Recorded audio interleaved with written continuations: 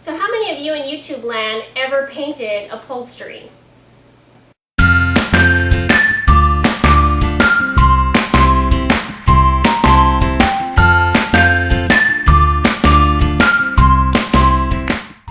Hi everybody out there in YouTube land, it's April with my 3 C's and I have a DIY project for you guys. It's kind of a twisted DIY. It's one of those things where it's like either I fail or I do really good. I've never done this before, so it's kind of a really fun, informative video. Let me explain to you real quick what I'm doing. So if you see behind me, I've got this little specimen here that I picked up yesterday along with 2 other pieces in a set. This is a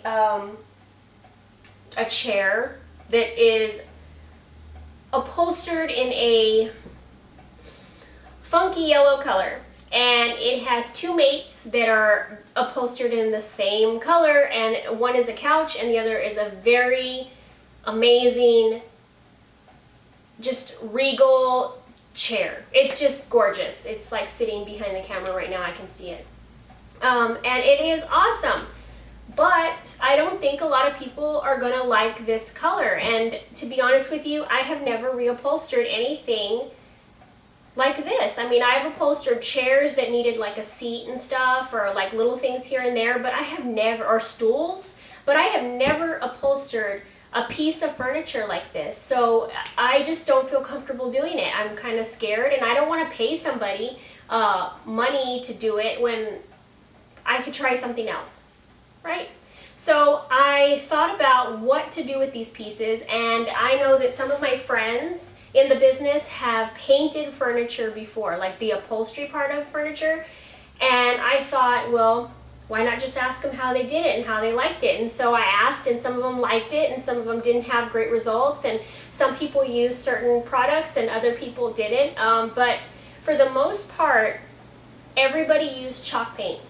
And I thought, well, you know, I could do that. You know, I can go get some chalk paint and use it on these pieces of furniture and just kind of get them out the door. All right, so let's run through the supply list really quick. So the first thing that you're gonna need is a good quality brush, meaning that it has great bristles. It doesn't matter what kind of brush you use. I mean, it doesn't have to be a special brush that you buy somewhere. You can buy it at your hardware store. It'll be just fine. The next thing that you're gonna need is some paint. And depending on who you talk to, what blog you read, what YouTube video, or who you ask, they're gonna tell you different things, okay? They're gonna tell you latex paint, they're gonna tell you chalk paint, so it doesn't matter which one you choose. It doesn't, because I think this is kind of uncharted waters. I think people just kind of do what they do and that's it. What you're gonna wanna do though is you're gonna wanna mix it at a 3-to-1 ratio, meaning 3 parts water, 1 part paint. The optional ingredient that you're going to need is called a fabric medium. And the fabric medium is something that's supposed to keep your fabric from getting too clumpy, too crunchy. It's supposed to leave it softer so that you're not working the fabric as much at the end of the project to get it to that nice soft feel again. I don't have any fabric medium on hand, so I am not using it. Okay, the next thing that you're gonna need is a squirt bottle, just like this one right here, and you're just gonna fill it with water, just plain water, and you're gonna use that to spritz the fabric before you actually run your brush with paint on it on the fabric, because it helps to kind of allow the paint into the fibers of the fabric a little bit better. And then once you're done with all that, you're gonna let it all dry, and then you're gonna need to sand. I know, that's crazy, right? You're gonna sand fabric. Well, from what I've read is you get that paint on the fabric, you're gonna wanna rejuvenate it, make it soft again. So you need to use a sandpaper to rub the paint to get it to be kind of that nice soft texture. So one of the things that I thought I would mention is what color I chose and why. So I decided to go with a dark gray color, and the reason that I did that is because I was thinking full coverage. It's like when I try to cover my grays here, I don't go with a light color because what's the point? I go with the dark color to try to cover them suckers, you know? So I thought, you know, I have this yellow piece of furniture, and if I think about, you know, what you learn in elementary school when you're a little kid and you're playing with watercolors, that if you mix blue and red, you get purple, you know, you get all these different colors, and you mix it together and you get like a poop color. Yeah, I don't want that to happen. So I thought if I got a gray that's like a full coverage, like really dark gray, then I will end up getting a better result with the yellow. I mean, that is like some kind of yellow, right? It's like the yellow that won't die kind of thing. I don't want it to like come out and like be peeking out of the fabric after I've painted it. Not to mention that if I went with my first inkling, which was like, ooh, wouldn't that look great, like a really cool red or a royally blue color, you know, just something really fun. Yeah, I started thinking about that color thing again. It's like, what happens if I take that yellow piece of furniture and I put red on it and it turns orange? Oh my God, who wants that? No. So I decided, well, yeah, no. And then what happens if I decided to do royal blue with that yellow and it turned green or something? No, no, no, that's not what I wanted. So I decided that the darker color was gonna be better, okay? So I don't know if it is. I don't even know if that's gonna happen. This is such uncharted territory. I mean, I'm hoping that when you watch this video, at the very end, you're like, wow, that was a great video. She did such a great job, and I'm so glad that her experiment worked. Okay, but what happens if it doesn't? I'm like, you know, like I need to just breathe, because yeah, I've committed to this. We're gonna try it out, and hopefully it works out for me, and hopefully I don't look like a doofus on YouTube. Okay, so I did a little bit of a camera angle change because then you wouldn't be able to see me. So what I'm going to do before I actually paint this is I should squirt this, right? So according to what I read, obviously you're going to start with a surface that's already clean. So vacuum it, or you know, dab it if it's got some weird spots or something like that. What I'll do is when I get to the bottom part of this piece, I'll spritz it again, but I want to get started on this paint. Okay, so I guess we'll just start with the cushion, right? Okay, so here we go. All right, I'm just going to take the excess paint off, and it says just to kind of dab, you know, go for it, right? So, all right, let's try this out.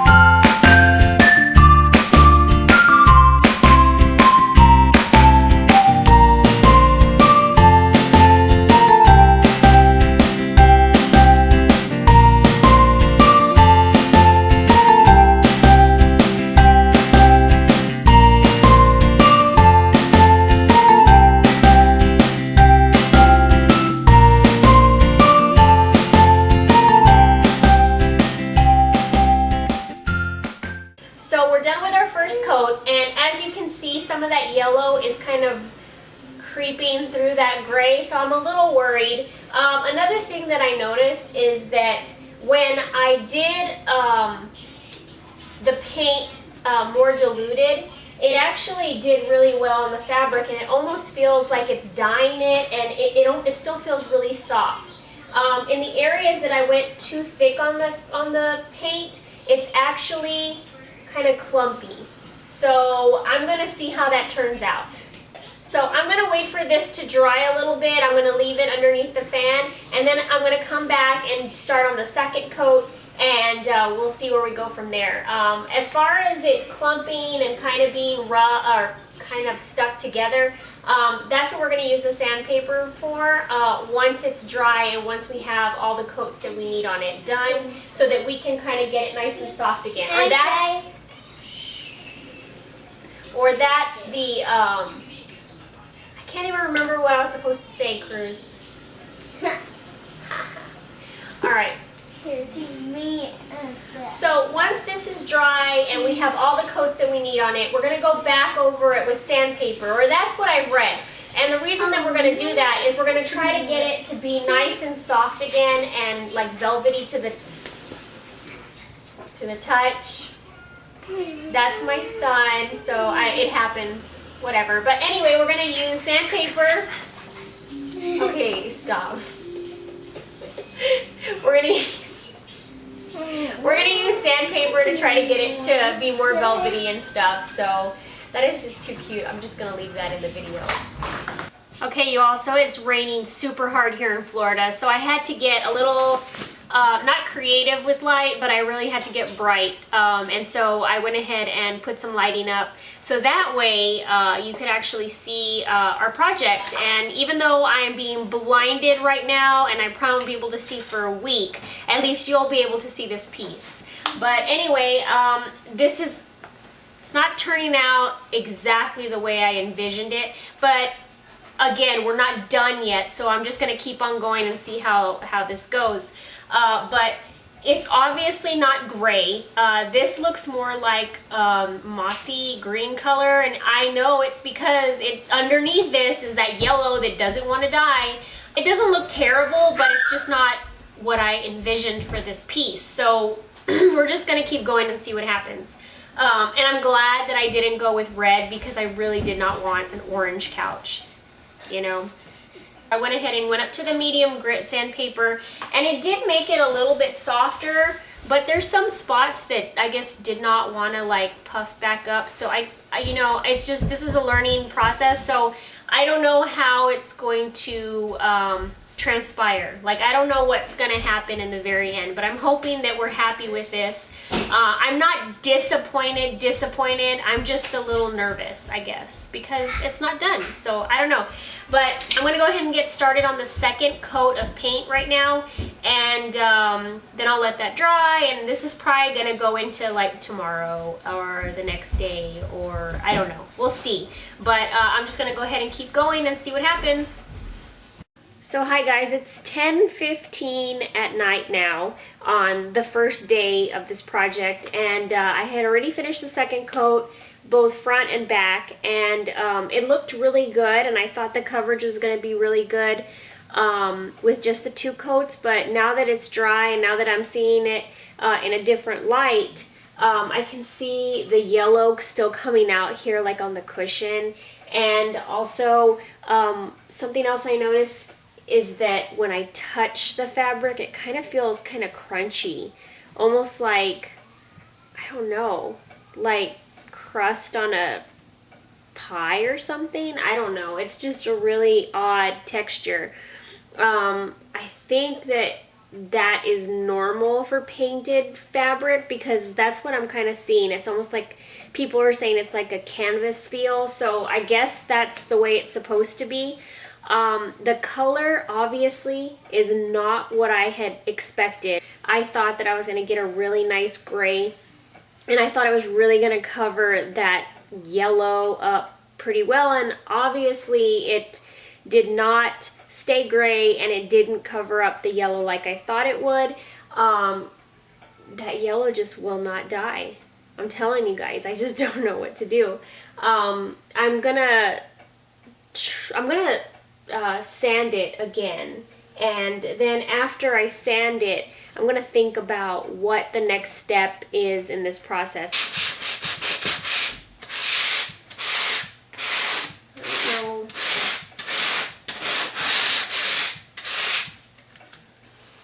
mean, it does feel soft. I'm just gonna go ahead and keep doing this, and we'll see what it turns into.